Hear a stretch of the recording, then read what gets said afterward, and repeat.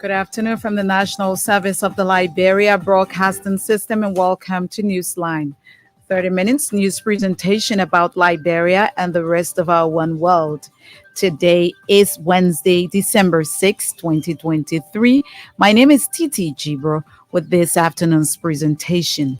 And the headlines: United Nations Resident Coordinator Christine Omotoni wants culture of dehumanization halted across the world. The entire dehumanizing of people, making women second-hand citizens, we need to really work on and fight. Liberia nominated to the World of UNESCO Human Rights Committee. Liberia was nominated to serve on the Human Rights Committee of UNESCO, and that we have also won as well. Senate mandates investigation into the operations of Bauchico and other mining companies in Bapolu and Montserrado counties. This company is bringing headache to us. When the people are blasting, the particles can enter the town that close up to the sites.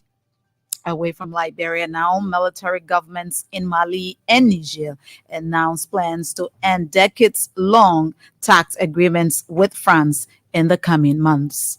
Sports. The news in French, a report of today's weather and foreign development are all packaged. Emmanuel Colley sets the pace with a bulletin of news. United Nations Resident Coordinator Christine Omotoni has described violence against women as a major structural problem that must be addressed. But Omotoni said a significant percentage of women and girls aged 15 to 49 have experienced physical violence in Liberia in the last few years. She said it is time to put an end to what she called culture of dehumanizing people and making women second-hand citizens. The entire dehumanizing of people, making women second-hand citizens, making women less of, it all works even mentally. Sometimes you may be even strong, that I think we need to really work on and fight. The United Nations Resident Coordinator was speaking Wednesday at celebration of International Women Human Rights Defenders Day in Monrovia. Madam Omotoni called for concerted efforts among partners aimed at raising awareness continuously and calling duty barriers of society to action. Liberia has been nominated to serve on the Human Rights Committee of the United Nations Educational, Scientific and Cultural Organization UNESCO in Paris, France. Education Minister Ansu Soni said this election means Liberia will now join 57 other member countries to serve as UNESCO board members. Minister Soni, who had been showcasing Liberia's academic credentials in Paris, said the West African nation garnered the highest vote among other countries vying for seats on the board. Liberia was nominated to serve on the Human Rights Committee of UNESCO, and that we have also won as well. Liberia's representative will now be sitting at the table with 57 other countries that are on the board. Minister Soni believes Liberia's position at UNESCO will enable a solicit funds for other countries. The education minister was speaking Wednesday on Elbc Education at Midweek program. The Senate has mandated its Joint Committee on Mines and Energy, Concessions and Labor to investigate the operations of Bauchico and other mining companies in Bapolu and Montserrado counties. It followed complaints from Senators Boto Cannon and Sir Joseph of the two counties on Tuesday. Senator Cannon told plenary that blasting of rocks by Bauchico is greatly affecting nearby towns and villages in the area. Also speaking, Senator Sir Joseph alleged that 5 foreign companies operating in Todi District, rural Montserrado County, obtained Class B mining license and signed agreement with communities for $1,000 US. Meanwhile, plenary has instructed its Joint Committee to report on Thursday. National Elections Commission Magisterial District in Margibi County is conducting recount at 23 polling places in District 1 in the county. The recount followed complaints filed by Coalition for Democratic Change representative candidate Ivan Mari Donor.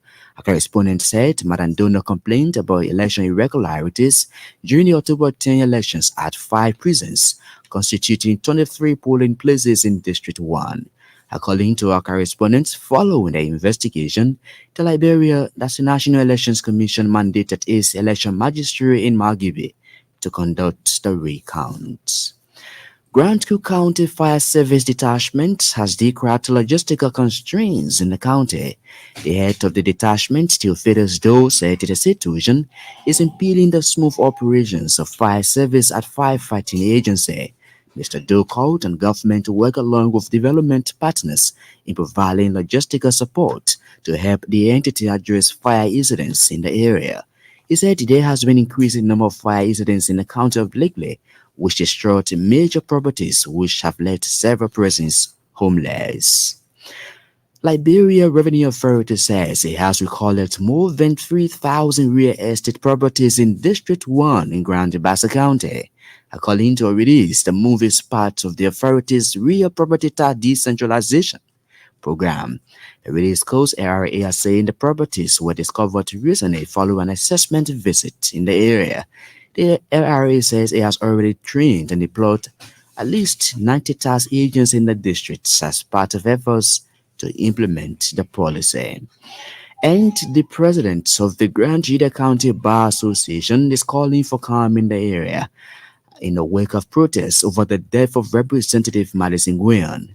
Councillor Kanye Bagbala said while citizens of the county are hurt about the lawmaker's death, it is important to allow the rule of law to play out. Councillor Bagbala then expressed deep grief and sadness over the untimely passing of Representative Nguyen, describing it as a big blow to not only the people of Grand Jile, but Liberia as a whole. Collie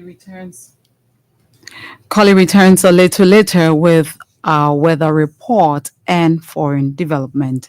One of our top stories this afternoon, Senate mandates investigation into operations of Bauchico and other mining companies in Bapolu and Montserrado counties.